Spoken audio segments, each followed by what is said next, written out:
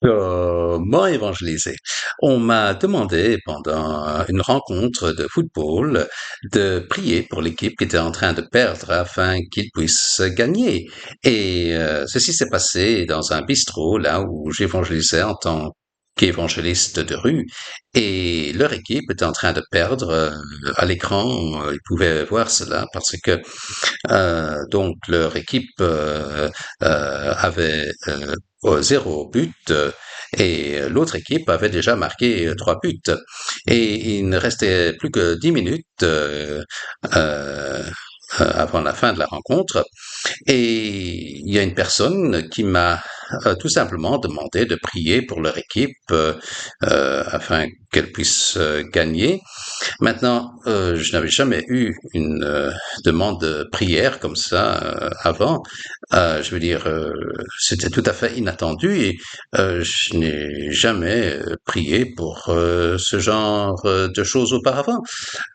Mais bien sûr, je sais que Dieu, il peut faire absolument toutes choses et parce que il peut faire l'impossible, donc, par la foi, j'ai prié.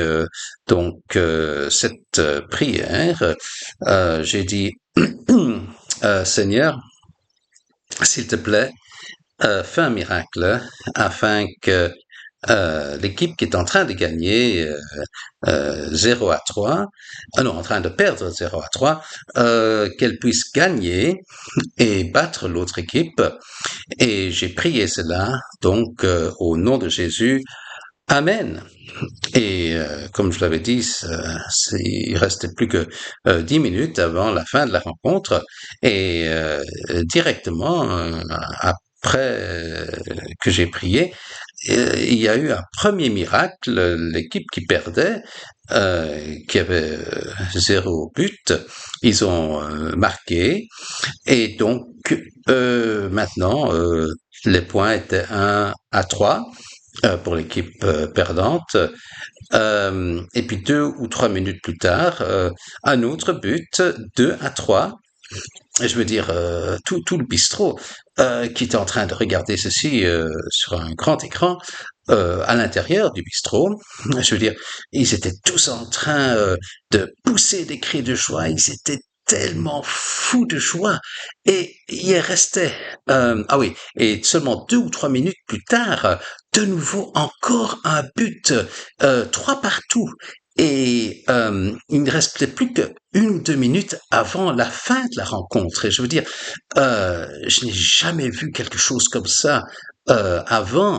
Euh, eh bien, déjà, il y avait les miracles, mais aussi les gens dans le bistrot, ils étaient tous en train de sauter en l'air.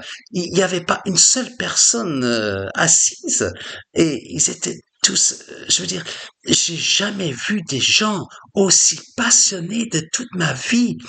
Et euh, vous pouvez imaginer que, quel miracle c'était, un miracle absolu.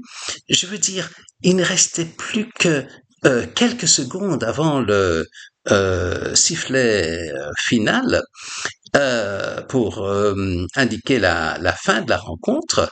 Et l'équipe qui était en train de perdre auparavant, ils ont marqué un quatrième but et ils ont gagné la rencontre.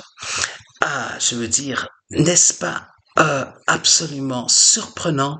4 buts en 10 minutes, je veux dire. Et après que j'avais prié pour cela par la grâce, je veux dire, quel miracle qui est absolument étonnant.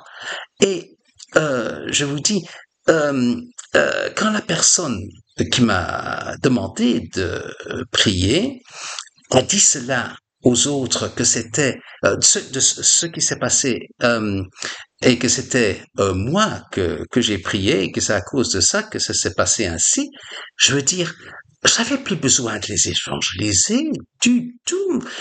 euh, j'avais plus besoin d'essayer de les convaincre ou de l'essayer de les guider pour accepter Jésus comme Seigneur et Sauveur afin qu'ils puissent être convertis et sauvés pour la vie éternelle au ciel.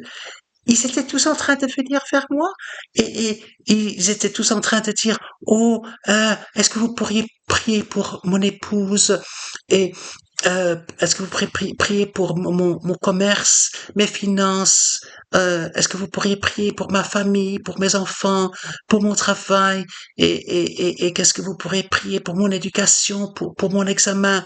Je veux dire, euh, ils étaient tous autour de moi et tout simplement, ils me demandaient de prier pour eux parce que ils ont vécu. Je veux dire, c'était le miracle le plus grand pour eux qu'ils ont jamais eu de toute leur vie. Et je veux dire, ils étaient déjà gagnés pour Jésus. C'était déjà fait et c'était absolument miraculeux. Maintenant, nous pouvons voir comment ceci rejoint le verset dans la version Louis II de la Bible. C'est dans 2 Timothée chapitre 4, verset 2, où il est écrit prêche la parole, assiste en toute occasion, favorable ou non, reprend, censure, exhorte avec toute douceur et en instruisant. Eh bien, c'est ce que j'avais fait. J'ai prêché la parole plusieurs fois, même dans cet endroit, sans qu'il y ait grand-chose comme résultat. Et être et insister, ça veut dire être spontané, instantané, tout simplement ne pas hésiter, que ce soit euh, favorable ou non, euh, que ce soit des choses régulières de tous les jours, des choses ordinaires auxquelles on s'attend, mais aussi des choses qui sont hors saison, des choses auxquelles on s'attend pas du tout. Et je veux dire, euh, des choses que vous n'avez encore jamais fait auparavant. Mais il faut que vous soyez une personne opportuniste quand il y a une occasion pour prier, une occasion pour un miracle. Ça, c'est le moment de prier. Et Dieu, il va faire des miracles absolus quand c'est tout à fait inattendu et quand c'est quelque chose, je veux dire, qui est impossible, c'est alors que Dieu, il agit le plus puissamment parce qu'alors il y a personne qui peut dire que ça s'est passé par la chance ou la coïncidence ou par hasard. Ça pouvait seulement être par une intervention divine. Il n'y avait que Dieu qui pouvait faire cela. Et donc, toute la gloire revient à lui. Et ça, c'est comment évangéliser.